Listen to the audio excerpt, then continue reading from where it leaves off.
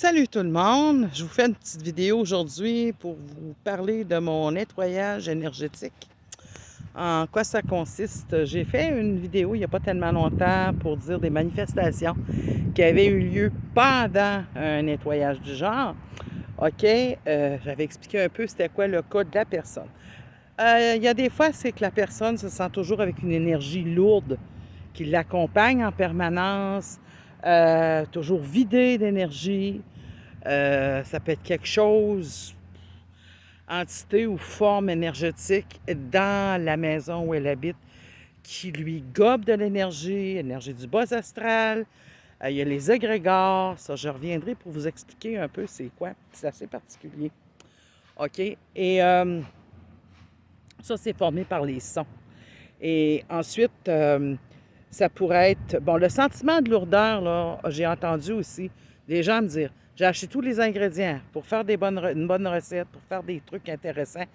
Et quand je suis arrivée chez moi, j'avais plus envie de rien. Tout est resté dans le frigo. Finalement, les légumes se sont périmés. Chaque fois que je rentre chez moi, j'ai plus envie de rien. Il n'y a plus un projet. Moi et mon mari, on va souper ensemble, on a des idées, on a le goût, on a du plaisir. Puis quand on rentre chez nous, c'est le vide total. OK? Et c'était quand on en parle comme ça avec une personne comme moi qui est une pure étrangère, c'est parce que c'était assez flagrant. Euh, le sentiment de lourdeur aussi, bon, c'est ça, de toujours se sentir fatigué, mais il y avait aussi le fait, l'autre personne, c'était une personne que c'est comme s'il y avait une énergie qui faisait toujours qu'elle avait des blocages, des problèmes, des embûches. C'est étrange, il faudrait presque qu'elle refasse là, le processus parce qu'il y a eu encore, c'est souvent des choses qui lui tombent dessus. Donc, des fois, il faut faire du travail là-dessus pour pousser ces formes d'énergie-là. Parce que ces formes d'énergie-là, même si elles ne sont pas nécessairement, tu sais, c'est pas comme, je parle pas d'entité comme un grand-père qui te poursuit, là. C'est des énergies, il y en a certaines qui ont des noms, mais ils finissent par avoir une forme d'intelligence pour venir se nourrir, puiser. Et quand je fais ce nettoyage-là, moi, j'utilise les 4 éléments pour aller chercher les vibrations. OK? Les sons font des vibrations, les odeurs, pour qu'on aille chercher ça, pour travailler là-dessus, pour aller, tu sais, le taux vibratoire, là.